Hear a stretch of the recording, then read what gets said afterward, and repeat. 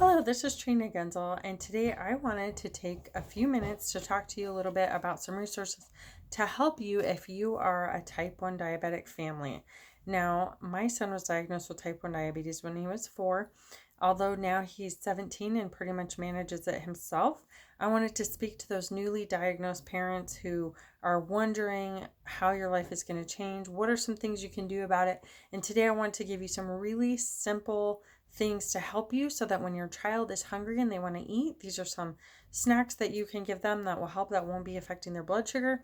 And also I want to share with you some things that when your child has low blood sugar that can go with you if you travel or need to go out to the park. And these are some things we've learned with our experience with our son over the last 12 years. So again, my name is Trina Genzel. I also wrote this book called Can't Diabetes, and it's the highs and lows of raising a type 1 diabetic child. This book has been used by Stanford to be able to educate in the endocrinologist unit, and parents all around the world buy this book to be able to help them connect with each other, learn some things that are going to help you on this journey and make it so much easier. This book is a great resource. It also deals with the grief side of type 1 diabetes that isn't talked about very much. You can purchase it on Amazon or order through Barnes & Noble, and there's also downloadable copies that people use. They gift them to type 1 diabetics. This is great if you have a type 1 diabetic family or friend to understand what they're going through a little bit better, or if you need this resource. Go ahead, like I said, I'll put the link down below. Go ahead and make sure you like and subscribe to this channel for more helpful information in the future as our family is creating content to help you that's always family friendly, educational resources and material. So going back, I wanted to share if your child is hungry. I remember when we were in the hospital, it was so hard having to make that transition from leaving, and it was like crazy fast, all this data, all this information. It was super overwhelming. And then the very first thing we did when we left the hospital, we actually stayed at a hotel that was closer just to kind of get adjusted a little bit. And I remember we went out to eat, and it took so long for us to be able to figure out what he wanted, count the carbs, go ahead and dose the insulin shot, measure it. And by the time we were done, it was like an hour later just to eat a burrito. It was so overwhelming. And if you're a type 1 family, you can, I'm sure, relate to that. It's just this exhausting cycle. And when you have a little one who is hungry and you're trying to feed them, that can be really frustrating. So some things that we did is we made a shelf in our fridge that was full of 0 carb snacks.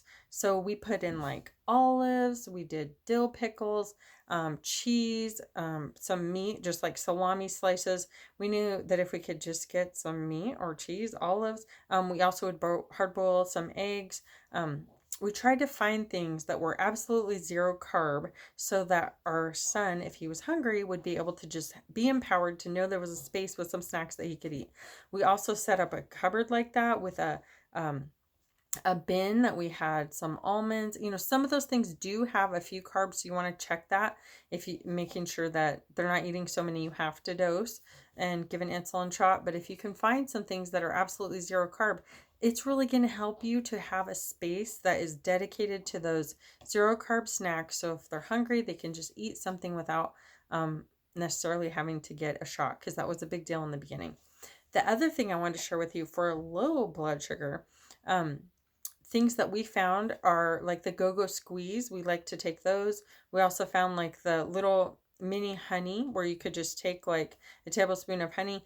The idea was that you have 15 grams of quick sugar. And so that was a big deal to wait, give the quick sugar and then wait. You always want to talk to your doctor. I'm not giving medical advice for this. This is just what works for us. But if you have some quick sugar that you can take with you, like I said, honey, those go-go squeeze, we would find ones that had 15 grams of carbohydrates, okay? And you're looking for that quick sugar to just help, but it makes it a lot easier than having to have something that needs to be refrigerated. There's lots of different things you can use for that, but like I said, honey and the go-go squeeze or the applesauce ones, we really like those, and that made it a lot easier. I also remember at one point we found like these Jolly Rancher sugar squeeze tubes where you could just squeeze out a little bit, and then it was more fun than having to take a ton of glucose tabs or something like that. Just we would use our sugar kind of as that. If there was a low blood sugar, we would use a quick sugar that was something our son liked but was very easy to keep with us. And even today, like I bought him a big thing of the sweet tarts. So, so many of those sweet tarts he could have. He always keeps it in his glove box to have something right away that you can use if you have low blood sugar. I include more information, and it's in more detail in the book, This Can't Diabetes book. Like I said, I'll put the link in case you want to get this on Amazon. But my heart goes out to all of you type 1 diabetic families. I know it is a lot. I know it can seem super overwhelming, and it can be very discouraging when you're starting out, and then you just also realize the length of this.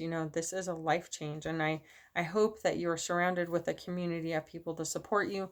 If not, there's a lot of resources in this book as well that will connect you with a great community.